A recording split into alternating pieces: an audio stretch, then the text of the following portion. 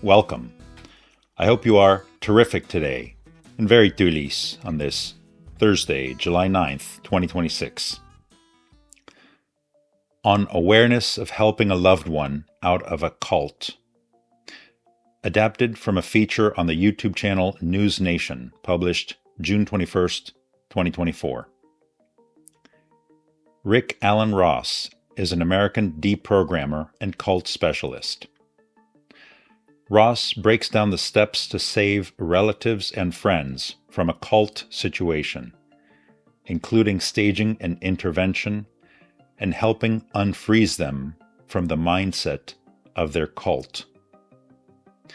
To help others out of a cult is a process, much like a drug or alcohol intervention. It can take several days working with the family in his experience. It is an educational process to make that person aware of how cults manipulate people, their techniques, and defining what a destructive cult is. 3 core characteristics. 1. A dictatorial leader, that is, a man or a woman. 2. They use identifiable, coercive persuasion techniques to gain undue influence. 3. If it's a destructive cult, they exploit and do harm to the members, and that varies by degree from group to group. Ever seen a teenager suddenly be put on psychotropics and be put in with so-called specialists who are cherry-picked by the cult leader? Ever seen a teenager have a sudden, worrisome trajectory documented by a pediatrician and become morbidly obese? That is a harmful, destructive cult that exploits and abuses minor children. Coercive persuasion is a 3-stage process. First, you break people down.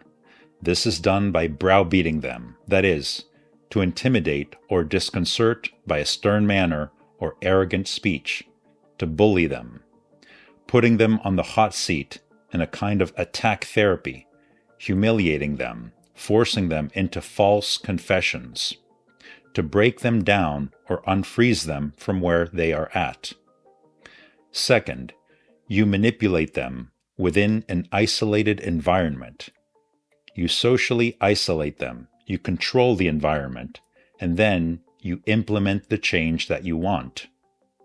Third, you lock them in or refreeze them. This depends on social isolation and peer reinforcement from other group members. Education in the process of helping them is to make the person aware of how they have been manipulated. To educate families helps us understand. We do not want to shame a victim, but rather to recognize they are a victim and that they have been preyed upon by a psychopath. A psychopath is a mentally unstable person, often has criminal tendencies, such as cheating on their licensing requirements or having a public record with state disciplinary boards.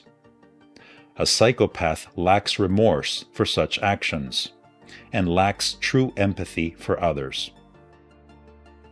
We want to make it as easy as feasible for the target to navigate out while being honest and forthright. Awareness and breaking the fourth wall out of a cult is not impossible, it is necessary. Freedom awaits and is earned. Let us earn it each day. Until you see me again, tuliness saves the universe.